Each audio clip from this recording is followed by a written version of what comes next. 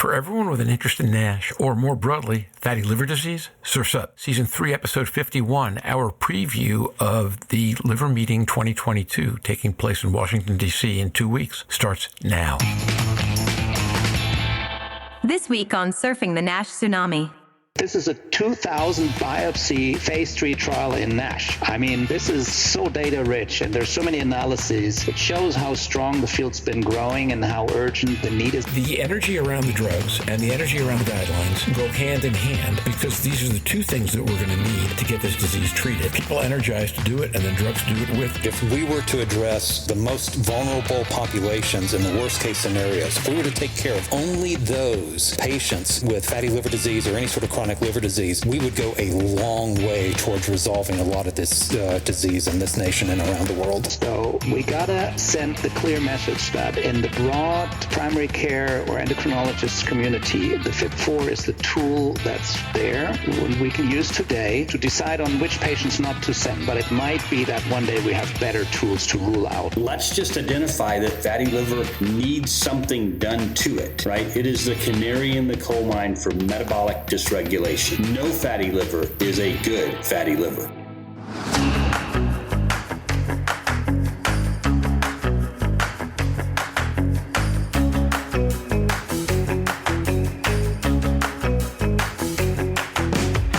Every week, a global community of fatty liver disease stakeholders comes together to explore the most important challenges in diagnosing, treating, and developing medications for patients with fatty liver diseases. Join hepatology researchers and key opinion leaders Professor Jörn Schattenberg and Dr. Stephen Harrison, pricing and forecasting guru Roger Green, and today's guest, patient advocate and Global Liver Institute Vice President of Liver Health Programs Jeff McIntyre, as they preview some key presentations and posters from the upcoming Liver Meeting 2022, this week on Surfing the NASH Tsunami.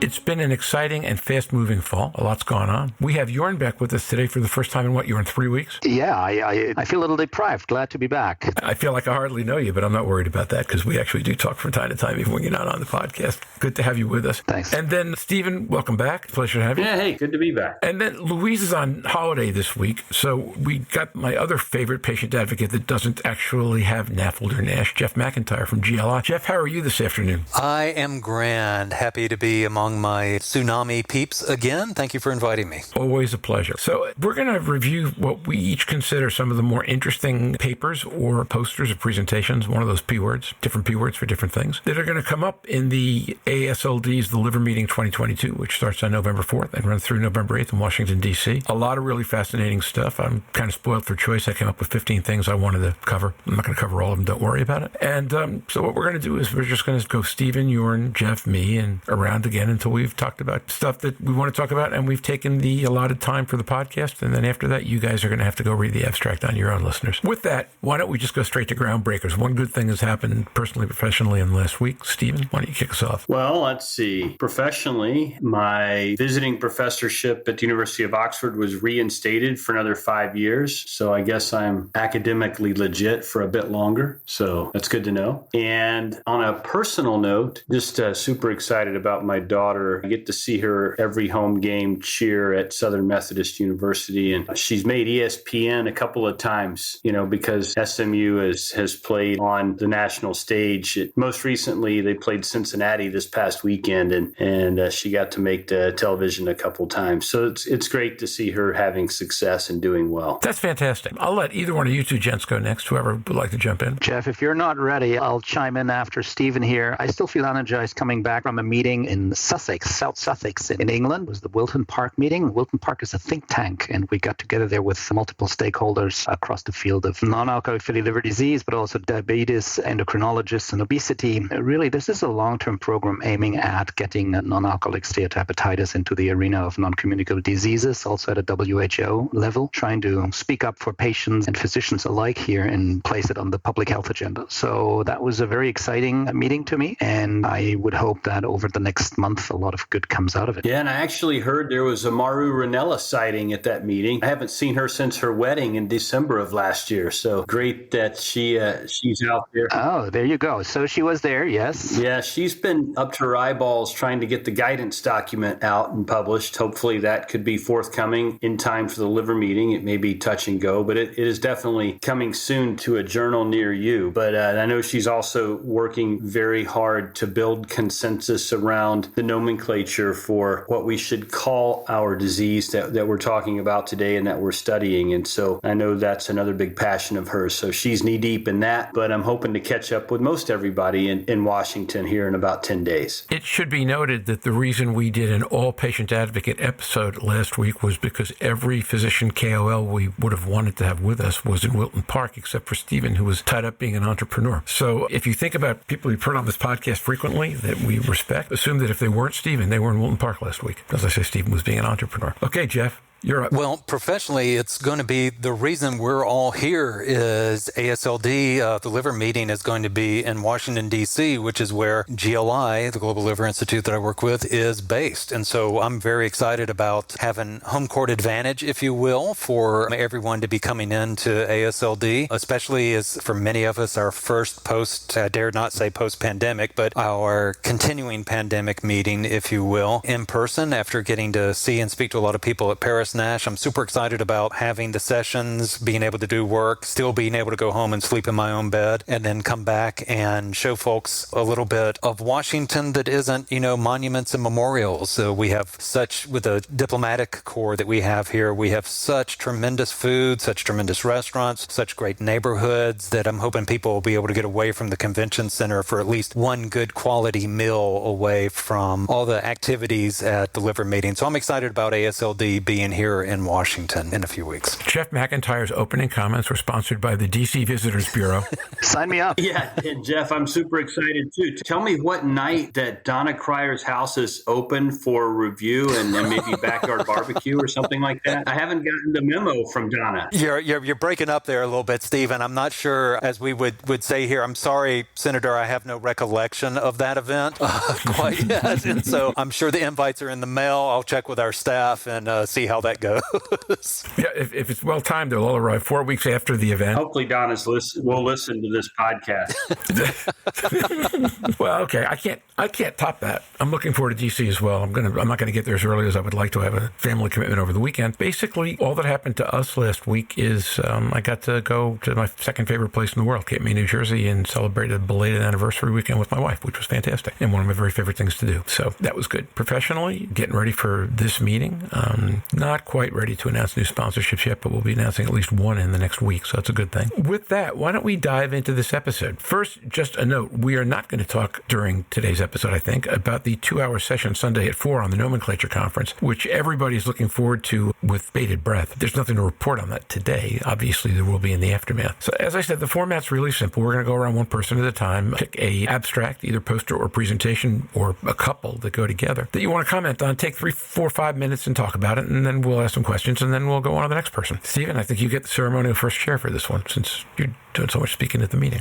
Thanks. So you gave me my marching orders when I prepared for this podcast, and you said you can't speak about what you've already spoken about. Well, we've already had a little bit of a discussion about some of the data that's going to be presented as late breaker. That would be the efruxifermin data, the PXL065 data, and the pemvidutide data. All are either late breaker oral or late breaker poster. So diving into my toolbox a little bit, I actually came up with a couple I think are going to be very interesting. And the first one is data from the MAESTRO-NASH phase 3 registration trial with resmetirom. Now, this is a parallel 6 session on Sunday, November 6th, starting at 11:30, and Rohit Loomba is the speaker. So I don't remember the abstract number, but you could find it by looking it up that way by typing in Rohit Loomba or just by going to the parallel session 6 and looking it up. The title of this is Utility of FIB4, MRE, MRI, PDFF, and FibroScan to identify identify patients with at-risk F2, F3 NASH based on screening data from a 2,000 patient biopsy confirmed cohort of this registration trial. Now, just to give you a quick little background, MAESTRO-NASH is a 52-week phase 3 registrational double-blind placebo-controlled NASH clinical trial looking at the efficacy of resmetirom in patients with NASH with F2-3 fibrosis. So to be eligible for the trial, you have to have at least 3 metabolic risk factors. You have to have a FibroScan of at least 8.5 kPa and liver fat of at least 8%, as well as a liver biopsy showing fibrosis with stage 1B, 2, or 3. You could also get in with 1A or 1C as long as the PRO-C3 was 14 or greater. Also had to have a NAFLD activity score of at least 4. So what are we talking about today? Well, FIB-4 of greater than 1.3 is frequently used to identify potential at-risk NASH patients. And patients with FIB-4 less than 1.3 may be considered at low risk. In fact, if you look at the AGA clinical guidance, if you look at EASL, if you look at any of the newer algorithms for identifying and risk stratifying patients at risk for NASH, they often include FIB-4. Why? Because it's cheap, it's easy, it's readily available to our population. So the idea here was to look at these cutoffs, values of 1.3 and 1.0. We applied them to about 2,000 patients who screened in for this trial. They also at the same time had labs, FibroScan, MRE, PDFF, and a screening liver biopsy. So really the whole kit and caboodle, everything you needed at screening. So we could look at all this in this analysis. And so the relationship between the screening FIB-4 greater than 1 and greater than 1.3 and imaging tests with liver biopsy were all assessed. So just quickly on the results, population about 57%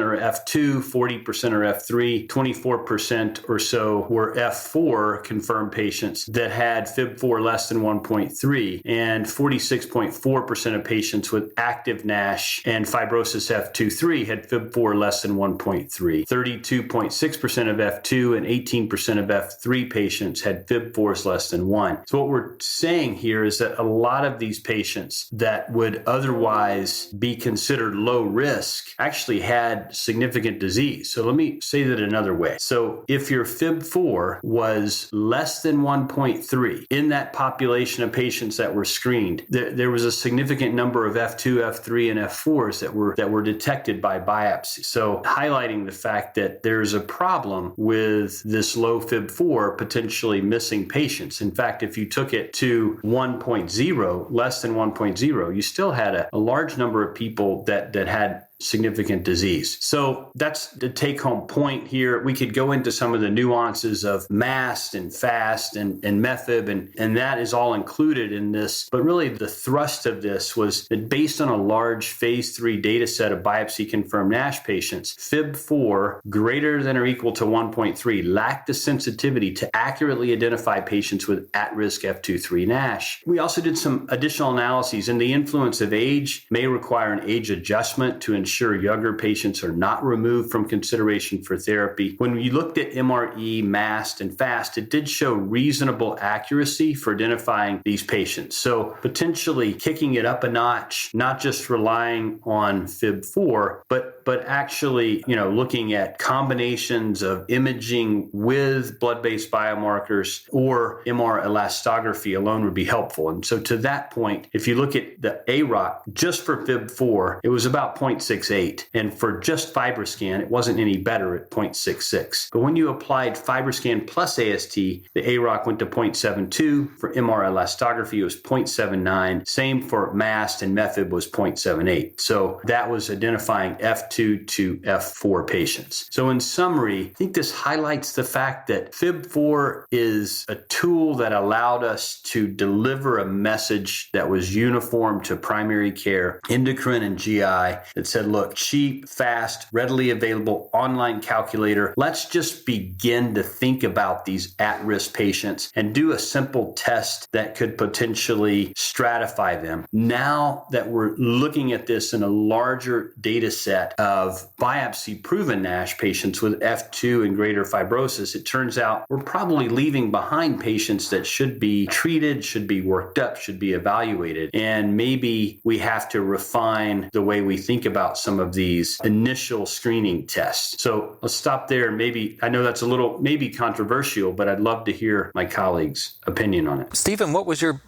study size, group size again? 2,000. And how many did you miss? How many people that scored a fib under 1.3 and actually had clinically significant fibrosis? If you look at biopsy-confirmed patients who had fib4s less than 1.3, that was 57% of F2, 40% of F3, and 24% of F4. So of all the people that screened in for MAESTRO-NASH, and I think it's important to remember, you had to have 3 metabolic risk factors to screen. You had to have a FibroScan of at least 8.5 kPa, and you had to have at least 8% liver fat to get to the liver biopsy. So it's a little bit of a unique situation because you have to have passed those 3 screening criteria to get here. But looking back, we did calculate fib4s on these people, and it turned out that more than half of the F2s had a fib4 less than 1.3. So if we're using a screening algorithm and 1.3 is our cut point to say we don't need to do anything else for a couple of years, lifestyle modification, reevaluate, we're missing at least half of those people that we're turning away, at least in this particular trial, had F2 disease. But probably the scarier part is 40% of F3s had a low fib4 and a quarter of F4s did. So, we could compute the numbers on what that means. I don't have them offhand here, but that's probably too many people to be leaving behind. Yeah, Stephen, I think this is a great abstract. It revisits some of the weaknesses the fib4 has. I was able to present some of that data at AASLD last year without the extensive imaging data, but it really highlights that in a specialty setting, fib4 is not the right test. If I look at my clinic, I'm not really using fib4 to stratify my patients either. I think it speaks to it. We're going to miss too many. And in the future, we're not going to decide on treatment or not based on the fib4 in a specialty clinic. The strength of fib4, and I think you rightfully said so, it's easy, it's there. We can use it in referral pathways that are not as enriched with high-risk patients, because here I'm with you, it misses too many. It's not acceptable if you miss, every 5th F3 patient, where we're going to see some problems down the line. And so for my clinic, I think other tests are more suitable, and I think some of them are revisited here with the MRE. I also like the FAST score, which is not far from the MR-based diagnostic tools here. I think it trails by 0.07 ALROC if you look for detection of at-risk NASH. To me, the imaging studies combined with the serologic-based studies all give us a little extra edge, I think.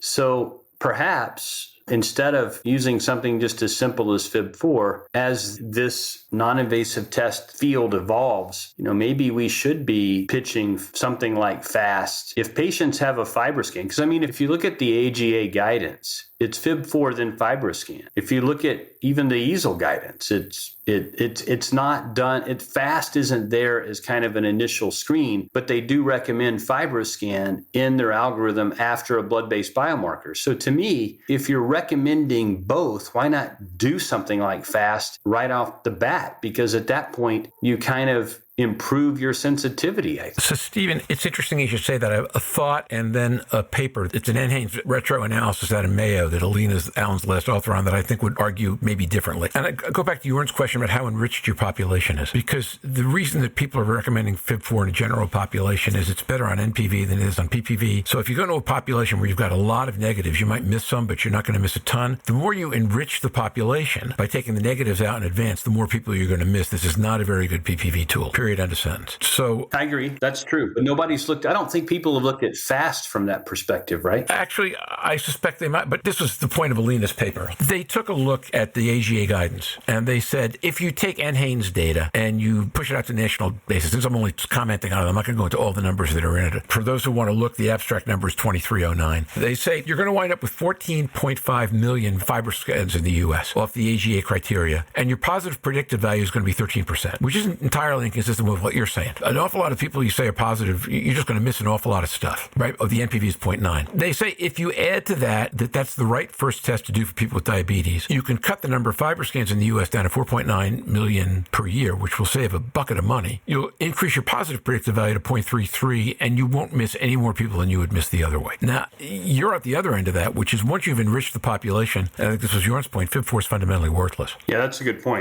We are enriched here for sure. I'm just just being a little provocative. I mean, why not do fast right off the bat if you have both? If you have AST and you have FibroScan, which is what every algorithm includes, they're just doing it sequentially. Why not just start with fast? Yeah, and again, Stephen, I'm with you. It's what I do in my clinic. If a patient is referred for workup, I don't do a FIB4. I go to transcendental elastography, throw in my labs, and calculate scores. There's some other things you decide on whether to obtain biopsy. The other important thing is, of course, though, we gotta send the clear message that in the broad primary care or endocrinologist community, the FIB4 is the tool that's there and we can use today to decide on which patients not to send. I think that's the most important message. And the field is pretty united in that. And that's where you say, I'm being a little provocative. I don't think it challenges that theme, but it might be that one day we have better tools to rule out. I agree. So, Stephen, one of the interesting points out of what you're saying is we've had this conversation in each of the last 3 weeks with different groups of people. The U.S. is the only country I'm aware of where AST is a required test on a blood panel. So that's a problem even getting to FIB4, okay? Huge problem if you want to use FAST instead of FibroScan. And one of the things I've been pushing last week at the patient advocate session was if you're not in the U.S., you should be advocating for AST to be part of everything that gets done because it makes all that possible. I mean, right now, there's no way to do that in most countries. Well, not only makes it possible, I mean, the amount of data that's out there linking AST to fibrosis is, it's huge. Yeah. I remember a paper I published in Gut in 2008, about 800 NASH patients, all stratified and phenotyped by Beth Brunt when I was a fellow at St. Louis. Clear linear relationship between AST and fibrosis stage. Mm-hmm. This is why AST-ALT ratio is so predictive of advanced fibrosis. When the AST-ALT ratio is 1, when both the AST and the ALT are the same number, with the caveat that both are abnormal, then the odds ratio is 9 for advanced fibrosis. It's huge. One provocative statement you just made that I would absolutely sign on to is why would anyone ever do a FibroScan without an AST alongside it? It does wonders for your ROC. If you did a FIB4 in the first place, you got it anyway, right?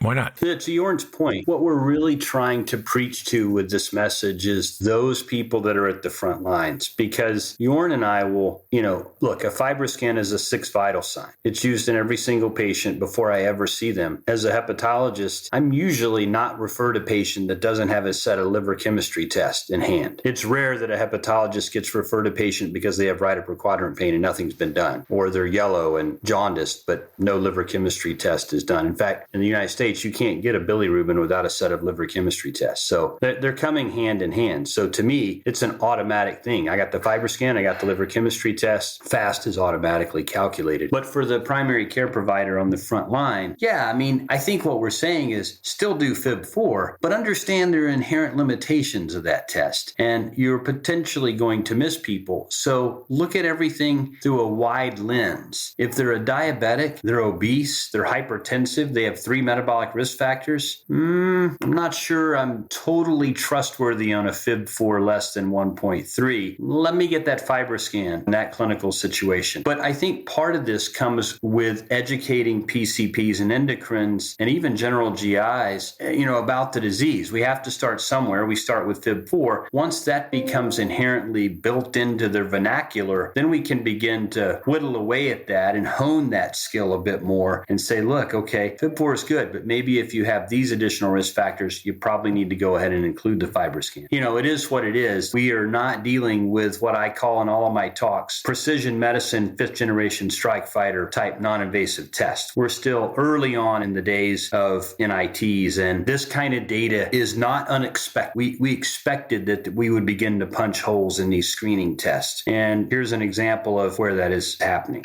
Roger, let me say something else before we move on. And you can feel how much excitement is coming out of this liver meeting, partly because there are many late breakers as we had in the previous session. But this is a 2,000 biopsy phase 3 trial in NASH.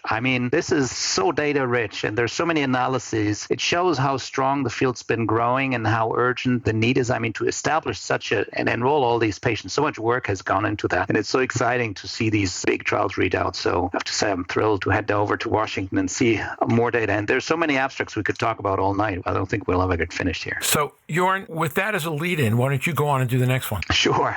I picked an abstract that is in the presidential plenary session on Sunday, actually 9 a.m. So early rise on Sunday, but it's worth. Only the best abstracts are going to be picked. And this one is given by Daniel Wang from Singapore. The poster's title is called Fibrosis Progression Rate Among among diabetic versus non-diabetic patients with biopsy-proven non-alcoholic fatty liver disease, a multi-center prospective study. To put it in perspective, a number that has been around in the literature based on a meta-analysis is that if you have NASH, you progress by one stage of fibrosis every 7 years. If you're not NASH and maybe NAFLD, there's been another number. It should be slower, 14 years maybe, but in that ballpark. So I think 7 years is something we know from the literature. This study revisits this question and details the progression rates comparing diabetics and non-diabetics. It's doing so based on data that's coming out of the NADDK NASH CRN Consortium, which has been enrolling patients for a long time and among other things published in the New England Journal paper on outcomes last year. So really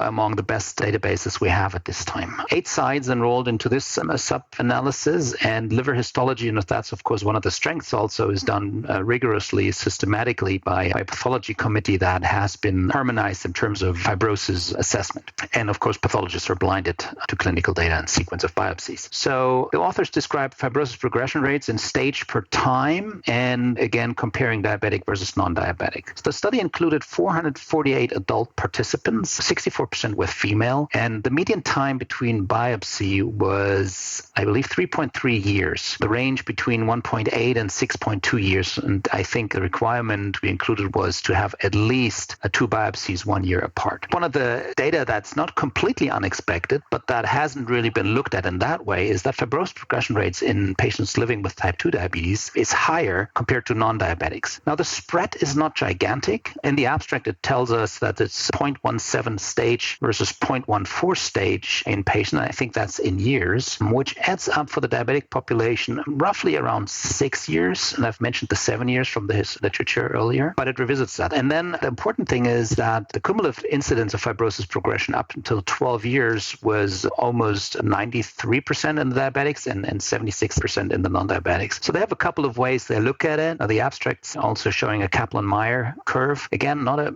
huge difference, but based on that patient number, there is a significant difference. And it just revisits that the patients with type 2 diabetes are at risk of fibrosis progression even more so than non-diabetic patients. And it shows how urgent treatment for that population is required. Jörn, thanks. That had actually been one of the, like I said, I grabbed about 20. That was one of mine, but I could not have done nearly as good a job with it. And the same thing jumped out at me. So other people's thoughts or comments? I think just this highlights a lot of important aspects of the diabetic population. I mean, if you think about diabetics, 70% have fatty liver on MRI, and a third of them minimal have NASH, and in the teens, percentage-wise, have significant fibrosis. This is at any time a diabetic comes into your office. That's the numbers, 70% fat, a third have NASH, and 10 to 17% have F2 or greater fibrosis. So this is a huge at-risk population that would be low-hanging fruit for anybody evaluating it. And I do think this is important data. It now shows that not only do these people have significant risk for NASH and advanced fibrosis, but that they can progress relatively quickly relative to non-diabetics and do so in a relatively short period of time. So what are some nuances of this trial? Well, I think it's important to note that the mean age is only 51 years old. And the mean BMI is only, and I say only, 34, because that's actually relatively thin for what we see in clinic here in the US when we talk about obese diabetics. Now, we do know clearly that fibrosis progresses, there's more fibrosis in older patients than younger patients, and that fibrosis also progresses more rapidly in women than in men, particularly once women become postmenopausal. So if you were to look at this data in decades of life and look at the 60 versus 50 and the 70-year-old versus the 60-year-old, and then you do the same thing with increasing rates of obesity, and then you tie in female versus male, you'll begin to see, in my opinion, even greater separations in these diabetics. So that's something I'm anxious to see if they can tease out additional bits of data from. The other thing that has kind of been out there for a long time in the diabetics, the questions that exist are, does the severity of diabetes impact fibrosis progression? And does the length of time a patient has been diabetic impact the length of progression? Two additional questions questions I'm anxious to see as we move into the liver meeting, and potentially somebody would ask those provocative questions in the Q&A session. And if not, hopefully they'll come out in the subsequent paper. It's thought-provoking. We've got a paper in the Journal of Clinical Gastroenterology that's going to be coming out sometime. We don't have the date on that as well, where we put a group of the KOLs together to talk about non-invasives. And one of the things, this was probably a year ago that we had this panel, maybe a year and a half. And it occurs to me, one of the things that came out of that in a way that the field has evolved is that it used to be that if you had diabetes, that you should be tested for fatty liver disease, for NAFLD. And I think we've evolved in this paper, the abstract that you're talking about and what you've just said, Stephen, certainly substantiates that that's no longer the case. If you've got 70% showing up, then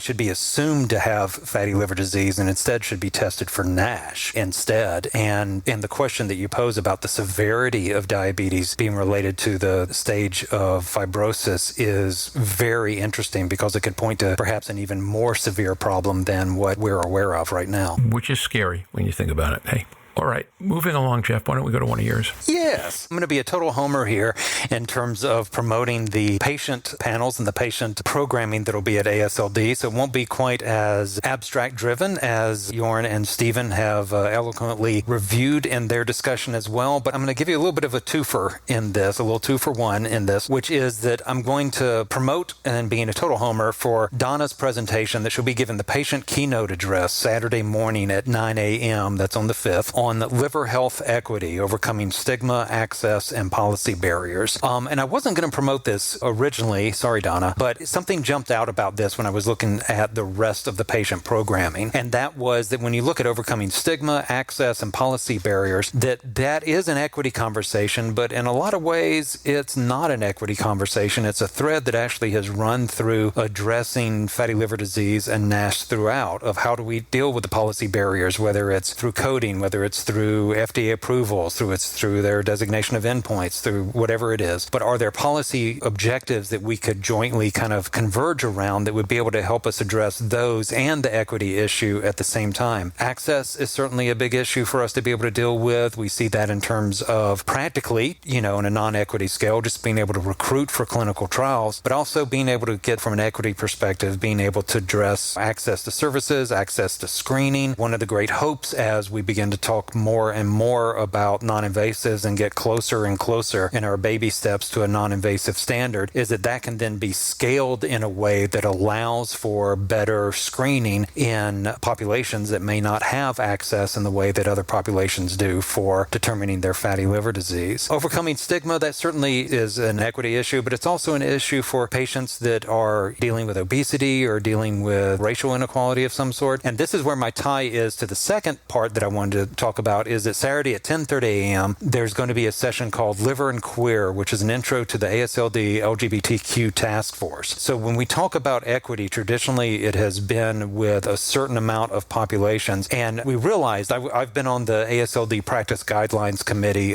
for the past 2 years. We recently, I'm not sure when it'll come out, but we recently went through the liver disease and reproductive health guidelines. And we realized when we were talking in that and looking at the language that was being promoted there, that it was very gender binary, that we weren't talking about non-binary individuals, we weren't talking about issues that may be of importance there. And so when we talk about equity, it's really great to see AASLD bringing the LGBTQ community into the conversation. Because even if nothing changes, it is a voice that was not represented and a voice that's critically important as we see those population numbers are going to grow as we begin to designate them separately from our traditional binary numbers in that way. And so that's what I'm bringing, is Donna's address on liver health equity, which I'm sure we'll be promoting our Center on Liver Health Equity that we just launched, but specifically talking about access and policy barriers and stigma, as it also is complemented by then the Saturday at 10:30 a.m. session on Liver and Queer, the intro to AASLD's LGBTQ task force. So you kind of serve as this podcast resident health equity expert. So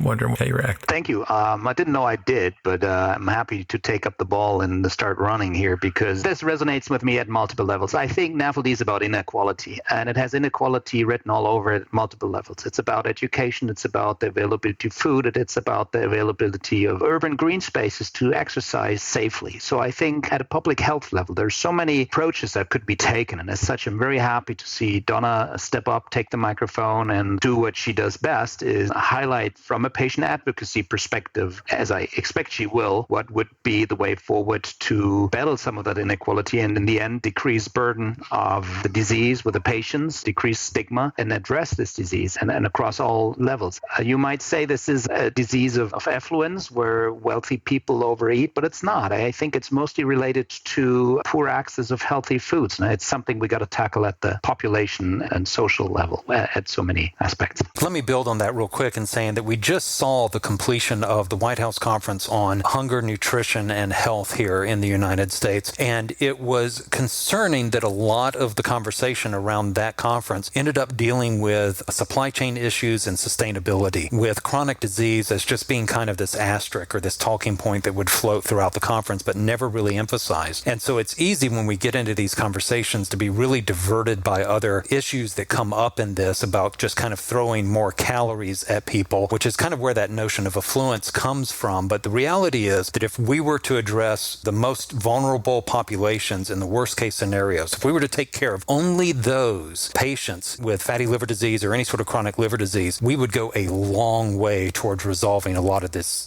disease in this nation and around the world. Well, now I know that you're here to play Louise's role because that's exactly what she would have said. Except she would have said that that was too late. You've got to hit people when they're well, not if the disease comes up. But yeah, as I was listening, and Jeff, one of the thoughts I had was that you look at Zobair's global numbers and the highest rates in the world are in Middle East and North Africa, not an area known for affluence, right? Yeah, absolutely. And it really speaks to the rise in over-processed, easy-to-access food. If anything, the question isn't access. The question is which foods are being accessed. It's about cheap, high-calorie, low nutritional value foods. And we're seeing, unfortunately, the rise of Western influence in that way, and the spread of that sort of corporate food culture has really contributed to this. We're kind of downstream now and dealing with the disease effects of poor nutrition, of lack of physical activity, all this, the lifestyle sort of things. And it's difficult to get people to pay attention to that a little bit, especially with fatty liver disease, where they may not be as symptomatic. But as Stephen mentioned early on, even seeing, people with F2 being able to be diagnosed and biopsy confirmed, there's still hope for being able to get interventions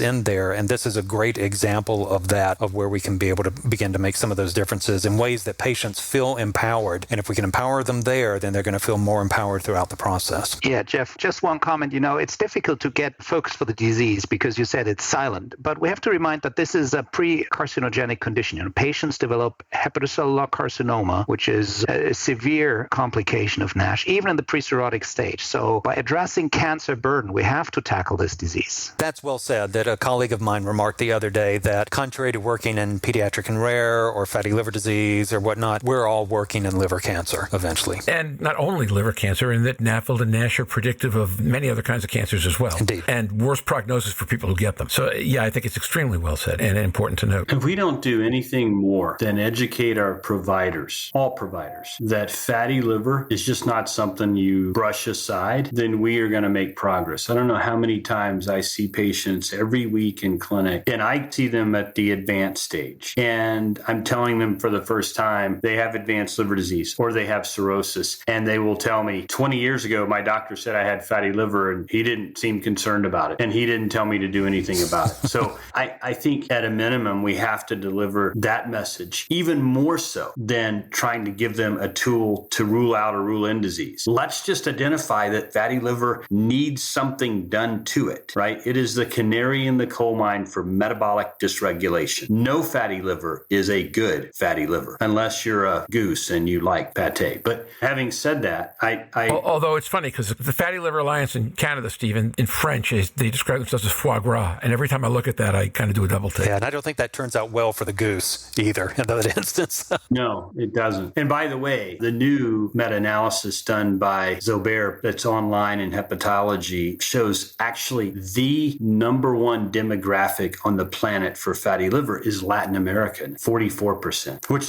gets at the exact same comments you made, Jeff, about the food quality. And this is where what I affectionately say in South Texas, and probably could be extrapolated into Central America and South America, is this is where genetics meets tortilla poisoning. Well, Stephen, you wouldn't be here. It wouldn't be a Harrison episode if we didn't have one thing to take away that we'd not heard before that was of vivid visual value. So I think you've just nailed it. Thank you. We're going to have time for only one more of these today. I might invite everybody back next week to do a second round of this. We're going to celebrate our 100,000 downloads, but there's so much stuff in this meeting. It might be more important to talk again about the meeting. So, Stephen, I think part of the key to educating people that fatty liver matters is to put in their face how many people have it in ways that are easy to manage electronically, right? I mean, I've said this 1,000 times on this podcast that the major thing that happened with cholesterol was they got the reference labs to change from 95th percentile to 300 milligrams per deciliter at that point in time, which now is outrageously high, but in the late 80s it wasn't. And all of a sudden people were seeing 30% of their patients popping up in red. Right now, we don't really have good ways to show primary care how much fatty liver exists, period. It's one of the reasons people are pushing FIB4. But there's an interesting poster.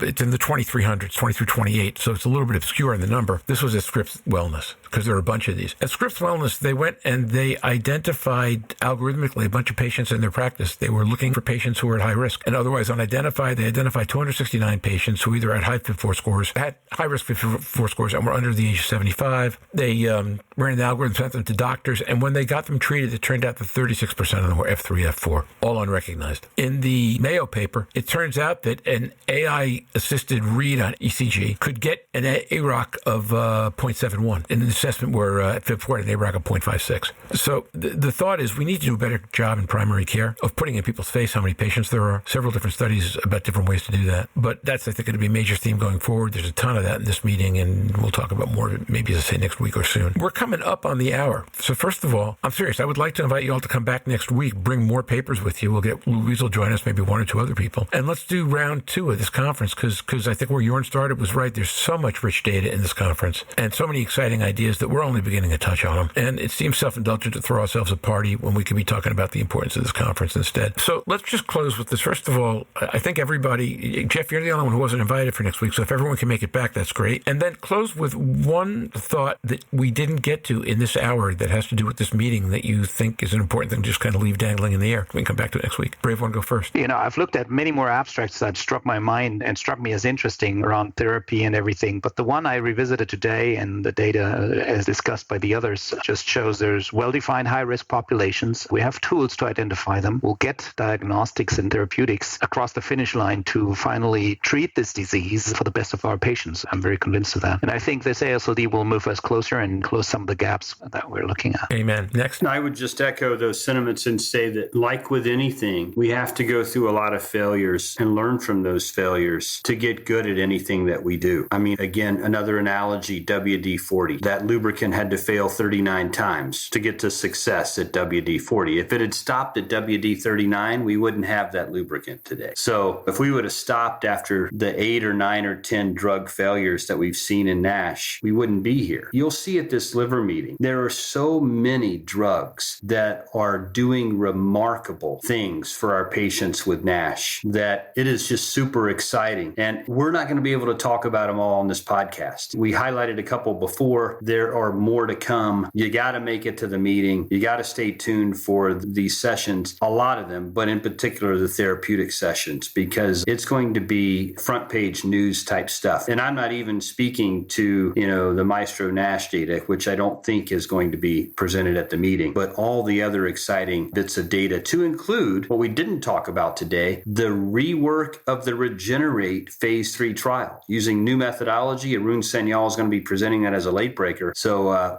stay tuned. Here, and amen to all of that. Stephen and Jörn talk about how exciting they are and about how much wealth of data there is going to be brought forward. Maybe it was the pandemic, maybe it was going through some of the, clinical trial craziness we had earlier on, but it's really nice to be coming into a meeting where there's genuine excitement and even, sprinkled with a little bit of optimism around a couple of things. There are things from a patient perspective or things that we're looking out for a little bit. Certainly the late breakers, and we know that there are some things that will probably get an outsized amount of attention, such as, the nomenclature conversation that will be coming back to at a later date. I also referenced earlier on was the NAFLD guidelines. I think they are on schedule to probably be released before the conference starts, but I don't know that they'll be released in time for there to be actual formal programming around it. And so I'd anticipate that hopefully the NAFLD guidelines will be out there, and that it'll be at least guidelines that will provide a subtext to a lot of the conversation going on around NAFLD and NASH at the meeting itself. Okay, thanks, Jeff. And so my closing comment for today is I think that was a really neat transition from drugs to guidelines, because given the scale of this disease around the world, we can't, as Jeff Lazarus repeatedly says, hepatology can't go it alone. We need everybody in the healthcare system to play on this everywhere. And it's hard to motivate primary care, and it's hard to motivate other specialties to play and to treat fatty liver like it matters when A, they don't get the problem, and B, you can't treat it anyway, or they believe you can't treat it with drugs anyway. So the energy around the drugs and the energy around the guidelines go hand in hand, because these are the two things that we're going to need to get this disease treated. People energized to do it, and then drugs to do it with, and those two really work together. I agree. I think it's going to be an amazingly exciting meeting. Okay, this is a somewhat short episode for us, but it's a good one. We're going to come back and do this again next week. We're going to talk about what else is in this meeting we haven't covered today. There is a ton. So Stephen, Jörn, Jeff, thank you so much. You're all invited back next week. I'll do the business section in a few minutes, and take care till next week, everybody. Bye-bye. Thanks guys. Bye. And now for the Season 3, Episode 51 Business Report. Slava Ukraini, Heroyam Slava, glory to Ukraine, glory to heroes. Let's hope that whatever happens in our elections and in the battlefield, that the U.S. does not abandon these brave people in their tremendous fight. You heard Roger. Plans for next week have changed. I don't know about you, but I found that conversation exceptionally exhilarating. As Jörn points out, the liver meeting this year seems that it will be just amazing. Lots of data, lots of new stuff. Since we did not cover as much of the program as we expected, we'll make next week part 2 of the AASLD preview. I'm hoping Stephen, Jörn, and Jeff all will be available. Louise will be back, and we should be able to round up at least one more of our favorite key opinion leaders to join us. This does not mean we are in any way less proud about passing 100,000 downloads. We remain proud to have broken the 100,000 barrier, but as I said during the main section of today's podcast, it seems self-indulgent to celebrate our milestone when there are so many exciting preview stories yet to discuss. Instead, we will wrap our 100K celebration into our year-end review during the last 2 weeks of December. Oh, by the way, it's over 104,000 now. October is already our third best month on record with a week left to go. If we have even a decent last 7 days, we will surpass July to become our biggest month ever. There's no new country in the top 10. But we're back on top in Iceland. We've been here before, but for the last 4 days, we've been in the top 20 medical and top 250 overall in Iceland. Today, we are number 12 and number 110, respectively. Here's more on the liver meeting. Next week is our second AASLD preview episode. We're still working on some of the same-day coverages for AASLD, and we'll be announcing those later this week, and we will have at least one post-episode, and then a Thanksgiving special after that. This week's Vault episode looks back to what we thought the Liver Meeting 2022 would be, as we wrapped up the Liver Meeting 2021. This week, we're replaying Season 2, Episode 57.4, our last piece of coverage for the Liver Meeting 2021. It's eye-opening to listen to the various predictions about what the big stories of next week would be from last year's vantage point. And with that, I'm off. Thanks to the crew, Steve, Jake, Magic Mike, Eric, for pushing this episode out. And as always, thanks to all of you. Having this podcast is just a special thing, and we know, because you tell us, that our work is valued. Next week, we will resume our AASLD preview coverage. Should stay excellent. Until then, stay safe. Surf on. I'll see you on the podcast next week. Bye-bye now.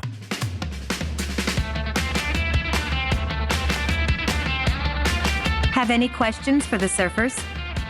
You can send them to surfingnash.com, and we will answer on the podcast or the website.